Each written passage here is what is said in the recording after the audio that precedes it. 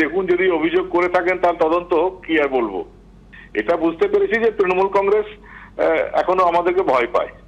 তৃণমূল কংগ্রেস বুঝতে পেরেছে যে আগামী দিনে তৃণমূল কংগ্রেস বাংলায় শেষ হতে চলেছে, এবং সেই কারণে অতীতে আমাকে অ্যাকিউজ করেছিল বিনা কারণে কম্বল কাণ্ডে একটা দুর্ঘটনায় কজন মারা গেল, তার জন্য আমাকে দিল্লি থেকে গিয়ে অ্যারেস্ট করেছিলেন, জেলে ঢুকিয়েছিলেন, 22 দিন প্রেসিডেন্সি জেলে রেখেছিলেন।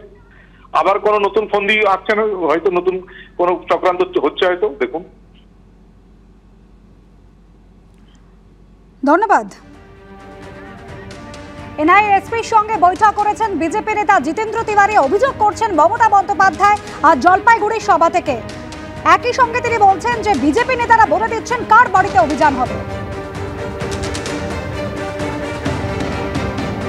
যেদিন বিজয় কৃষ্ণ ভূঁইয়া তার খুনের মামলা এনআইএ কে হস্তান্তর করলো হাইকোর্ট, কেন্দ্রীয় তদন্তকারী সংস্থা এনআইএ, আর সেদিনই জলপাইগুড়ি থেকে মুখ্যমন্ত্রী মমতা বন্দ্যোপাধ্যায় ফের এজেন্সি নিয়ে সরব হয়েছেন। তিনি অভিযোগ করছেন এনআইএ এর এসপির সঙ্গে বৈঠক করেছেন বিজেপি নেতা জিতেন্দ্র তিওয়ারি।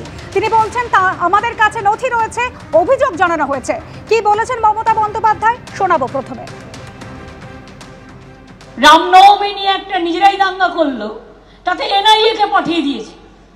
আমার কাছে ডকুমেন্ট আছে, বিজেপির নেতা জিতেন তিওয়ারি এনআইএ এসপির সাথে মিটিং করছে, আমরা তার কমপ্লেন পাঠিয়েছি। মনে রাখবেন, এখানকার বিজেপি নেতারা বলে দেবে ওর বাড়িতে গিয়ে ইনকাম ট্যাক্স রেড করো, ওর বাড়িতে ইডি করো, ওর বাড়িতে সিটি করো, আর তৃণমূল কংগ্রেস করলে সব চোর, আর তুমি মহারাজ সাধু হলে আজ আমি আজ চোর বটে।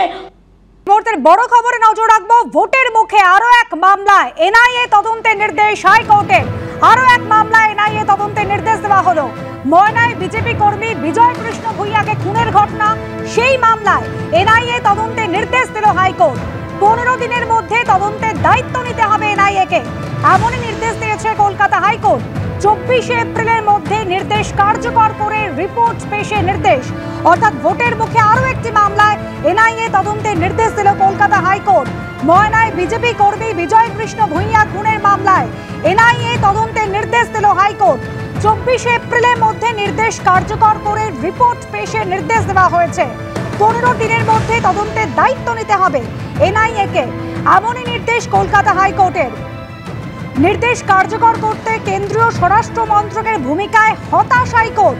এটা দুর্ভাগ্যজনক যে হাইকোর্টের নির্দেশ কার্যকরে আগ্রহ দেখায়নি কেন্দ্রীয় স্বরাষ্ট্র মন্ত্রক, এমনই মন্তব্য করেছেন মাননীয় বিচারপতি। যার ফলে আরো একটি মামলায় এনআইএ তদন্তের নির্দেশ দিল হাইকোর্ট। 15 দিনের মধ্যে এই তদন্তের নির্দেশ এনআইএ কে হস্তান্তর করতে হবে, এনআইএ কে দায়িত্ব নিতে হবে, এমনই নির্দেশ দিয়েছে হাইকোর্ট।